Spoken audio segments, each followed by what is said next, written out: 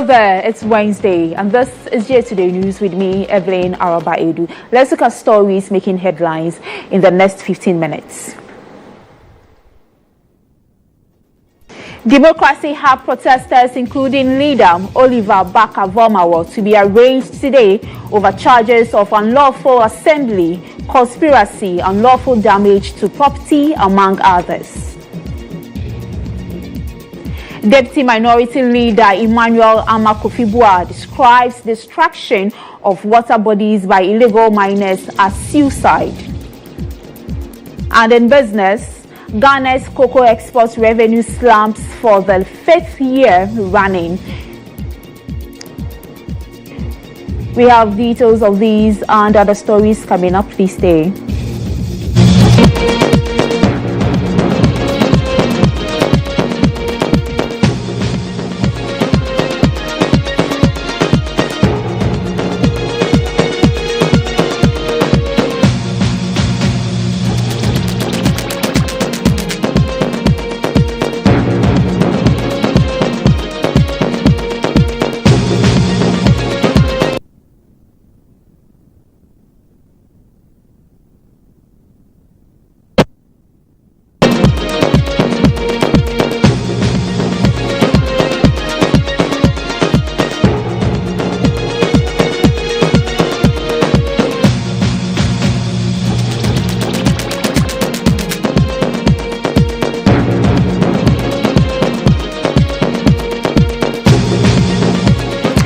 For staying. Remember, the bulletin is also streaming on X and on Facebook at GHOne TV. Let's look at our first story, which is from the court, where the Circuit Court in Accra, presided over by Kobina Obri-Yeboah, on Tuesday reminded the convener of Fix the Country, Ralph Williams, and 9 others into police custody for 2 weeks. The court, however, told lawyers of the accused persons that they could come with a formal bail application for bail at the next court date.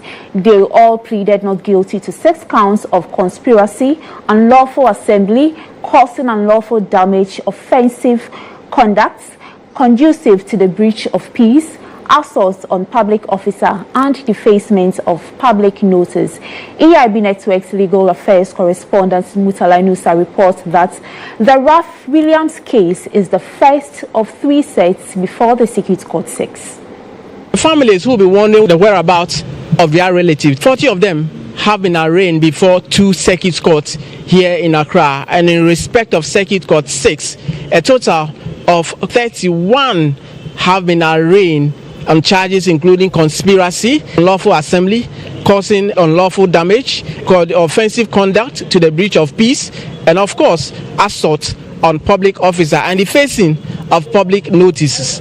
They have pleaded not guilty to all the counts, but unfortunately for them, they have been remanded. If you look at the 3 sets that appeared before His Honor, Mr. Kobina Obri-Yeboah, all of them have been remanded. 19 of them have been remanded into police custody. 12 out of the 12, 1 person has been a subject matter of a bench warrant. The remaining 11 have been remanded into prison's custody. In relation to Circuit Court 10, 9 of them, including Ama Governor, have been remanded into police custody. So in total, out of the 40 who were on the charge sheets put before the court, 39 of them have been remanded into lawful custody, with 1 person being a subject matter of bench warrant. But what has counsel of the accused person been saying is that, look, they are going up to appeal against the decision of the court not to grant the accused person's bail. They are going to appeal against it at the Human Rights Court,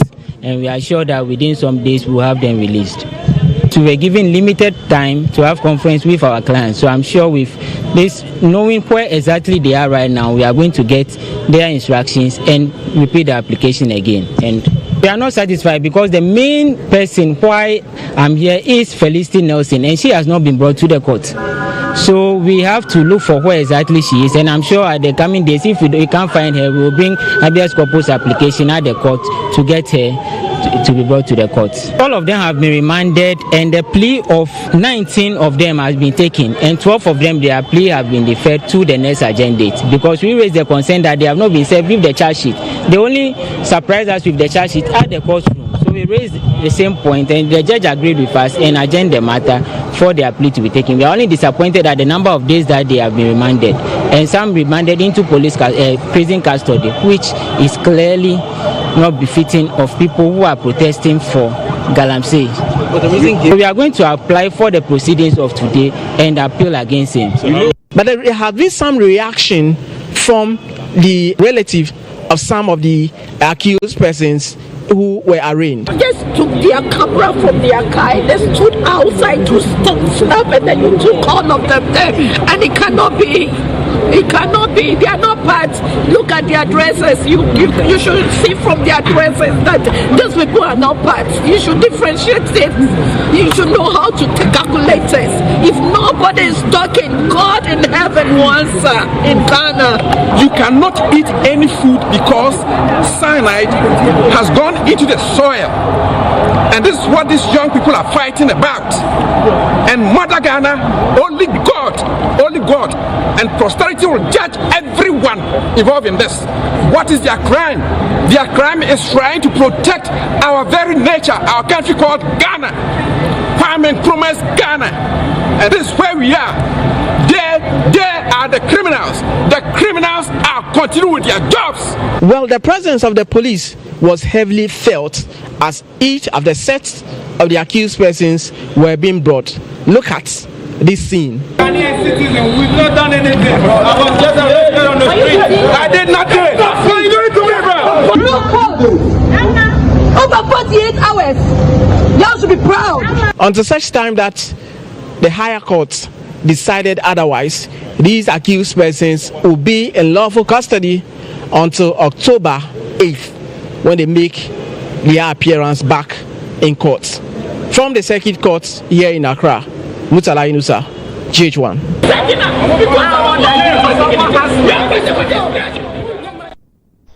But the Ghana Police Service has also issued a statement to this effect, and it says that 39 of the people who were arrested for engaging in various acts of lawlessness at the 37 intersection in Accra on 22nd and 23rd September 2024 were put before the courts. That was on Tuesday, 24th September 2024. And 2, it says that the court remanded 28 of them into police custody and the remaining 11 into prison custody. 30 of the accused persons are to reappear before the court on 8th October 2024, while 9 others are to appear before the court on 11th October 2024. It goes ahead to say that the remaining suspects will be put before the courts today, which is Wednesday, and the case is being prosecuted by the Office of the Attorney General, and this was signed by Grace Ansan Akrofi, the Assistant Commissioner of Police, Director, Public Affairs. So that is the statement of the Ghana Police Service on that regard. Let's still stay a little further on this, where private legal practitioner Martin Pigu is demanding immediate resignation of the Inspector General of Police, Dr. George Ekufudampare. This comes as lawyer Pigu criticized the detention of protesters arrested during the 3-day Democracy Hub demonstration against illegal mining. According to him, the case is not one that should call for a 2-week detainment of protesters. The private legal practitioner described the action by the police as an abuse of power. To the extent that the police did not give them food, that is a breach of the rules. Now, apart from the Constitution, there is a document called the Service Instruction. It mandates police to give the suspects who are in custody food. The police must feed them. Apart from that, preventing them from seeing their lawyers is a breach of Article 19, Clause 2. It says that the suspects or accused persons who are in custody have to be given an opportunity to see their lawyers so that they can prepare their defense, right? Yeah, and also their relations. They must be allowed to see their relations. Then number 3, keeping them in custody beyond 48 hours is also a breach of the Constitution. The Supreme Court has held that 48 hours is 48 hours. Okay. A person is innocent until proven guilty. That's the same Constitution, Article 19, Clause 2. So you are supposed to be patient. You are supposed to wait. Let the case go to trial. Let the judge decide whether it looks extreme, whether the person is guilty. So that after, then the judge will make out what we call the sentence or the punishment. IGP Dr. Kufudampari was part of the people who drew up the current service instructions. They said they will respect the human rights of accused persons, people in custody. So how is this respecting the rights of people in custody when you don't give them the chance to see their lawyers, when you don't give them food, when you don't give them water? As I say, I hear Madam and the Kofi has to resign. This is a shameful act, very, very despicable. Still on Galamsey, the once beautiful Subresu stream, which was a playground for Ghana's first president, is on the verge of drying up. The stream, which is famed for its healing powers, has in the last 3 years been subjected to pollution by illegal miners who have invaded the beautiful town of Nkrofo, the birthplace of Dr. Kwame Nkrumah. Member of Parliament for Elembele, Emmanuel Amakofibua, describes the development as disheartening, which requires urgent attention. 2023, I was here with the team to visit the Kwame Nkrumah Museum, which is just a few meters away from here. And we had the opportunity to film this river or stream. This stream is called the Subresu. This was the stream Nkrumah as a child, while on his mother's back, could feel that the mother had stepped on fish. And the mother actually looked down and found that she was actually stepping on fish. Later, this stream became very important to the history of Nkrofo, as people came from all over the world to fetch some of these for healing purposes, as it said. We understand it had some healing powers that people who had problems, for infertility problems and other ailments, had to come here to fetch. But as we speak, this is the nature of the stream 12 months on. The size has shrunk, the turbidity level has become very bad, and the residents here are not excited about it. They tell me something must be done about the situation to revert this stream to its former glory of hope for the residents of Nkrofo. How are you? I say, I can't say my voice, me feel bad. Am I say, Yinsu we, history. Galamsey activity no, and I'm insuwe any idea. I say no. Galamsey ne dear. I will say, a Juma Bass in your Munyeska, Besson Queen, a Sanso Fresca de Maya. See Galamsey ne dear, a Bayanka in your mom says you know, betting message you. Former presidents Professor Evans Mills and GHOne Rawlings have been here, as well as other important dignitaries. But the activities of illegal miners has caused the water to reduce in quantity, and also the turbidity is very poor. And this is worrying to the Member of Parliament for this area, Honorable Emmanuel Amakofibua. He describes the situation as a tragedy. This is one of the things that keep me awake. Listen, what you saw in Subri is heartbreaking, but more than that, if I take you beyond Subri, and you are in the western region, so I can tell you that even the worst things you are seeing in the Elembele districts are the best you are seeing. If you cross Elembele and go to Evaluijura, and by the time you get to Takwa, you will faint. We basically are committing suicide.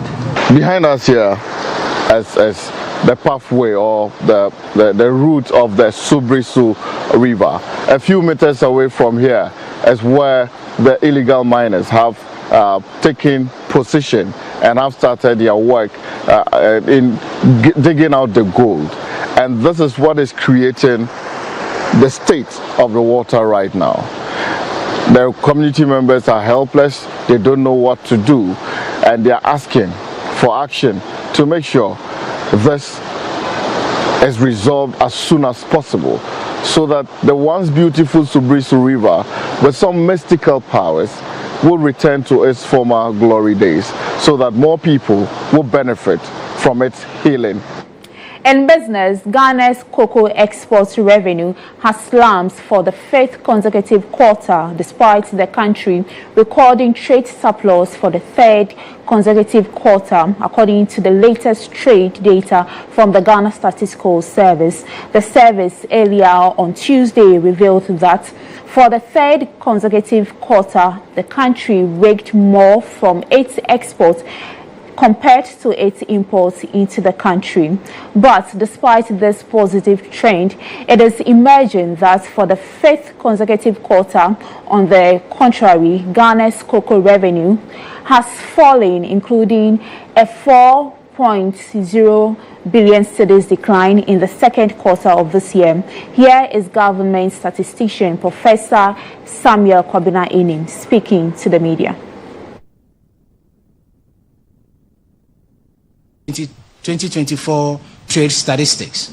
In the 2nd quarter 2024, the total trade value was 123 billion Ghana cedis, comprising 64.2 billion in exports and 58.8 billion in imports. Trade surplus has been recorded for the 3rd consecutive time, although the value was more than halved from 11.5 billion Ghana cedis to 5.4 billion Ghana cedis between the first 2 quarters of 2024. The dominance of gold as the main export commodity has been further consolidated, with an increase in its share of about 10.0 percentage points, specifically from 47.5% to 57.6% between the 2nd quarter of 2023 and the 2nd quarter of 2024. The export value of cocoa product decreased by 4.0 billion Ghana cedis between the 2nd quarter of 2024 and the 1st quarter of 2024. China remains Ghana's main origin of imported commodities, with a dominance in 5 of the 10 product classifications. United Arab Emirates, for the first time, has surpassed Switzerland as Ghana's main gold destination. Year-on-year export and import price changes for the 2nd quarter 2024 were 40.5% and 18.9% respectively for exports and imports. Nominal trade values have more. And that's it for GA Today News with me, Evelyn, Araba, Aidoo. For more news, log on to starfm.com.gh and do stay tuned for GA Today with Sewame here. Have a good morning.